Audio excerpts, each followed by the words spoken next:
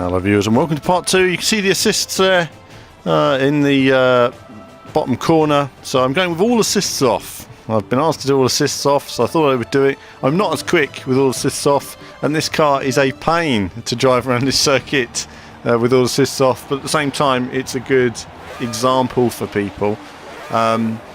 Do I find it more realistic with all assists off? No, is the easy answer. I find the wheel spin to be excessive.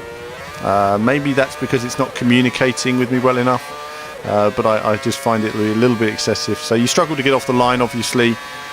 Braking early, and pretty much a similar driving style. You're just much more tentative getting on the power. You have to get grip, then put your foot down. So it's very slow on the exit of the slow corners. I'm avoiding first gear entirely because the car just doesn't drive in first gear. It's as simple as that. It spins out way too easy. You just can't put your foot down in first. And that's just one of my issues with a lot of games. They perceive spinny rear wheels as being realistic. That's realistic, spinny rear wheels. No, it's not always. Sometimes there should be a bit more traction than that.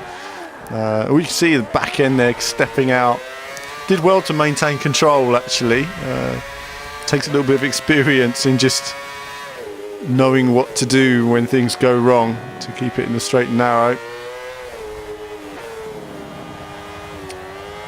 And again, tippy-toeing around these slow corners, especially this final corner. That would be a first gear, but we're in second gear simply because first gear is just too inconsistent for me in terms of acceleration.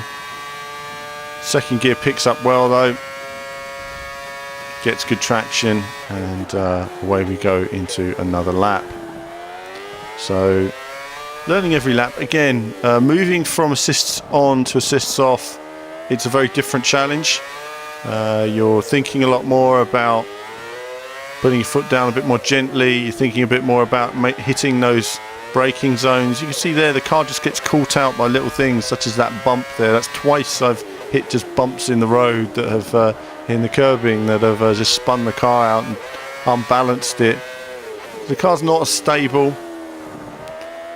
and you're having to be really patient now. You know, you want to get on the power. You're later on the power now than I was before. So before I already had my foot down, and now I'm waiting for the grip to come.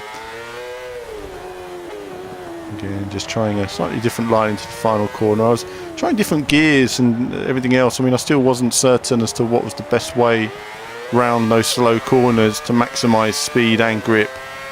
But we enter into this final lap, and the sun is shining there. The sun has set for me, but it's still shining in the game, hence the bright glare on the screen in this video. But I was determined to get this recorded for you guys. It was certainly requested by a few. And again, missing my turning just slightly there. So progressive on the power. You can see they're just accelerating too quickly in the back end, stepping out there. So tricky to drive.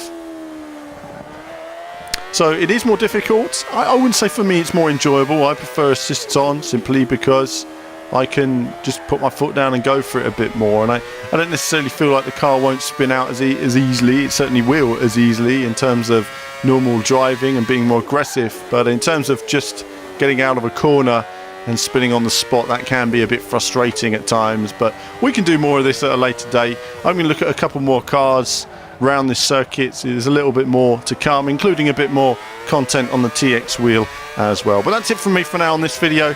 As ever, more soon.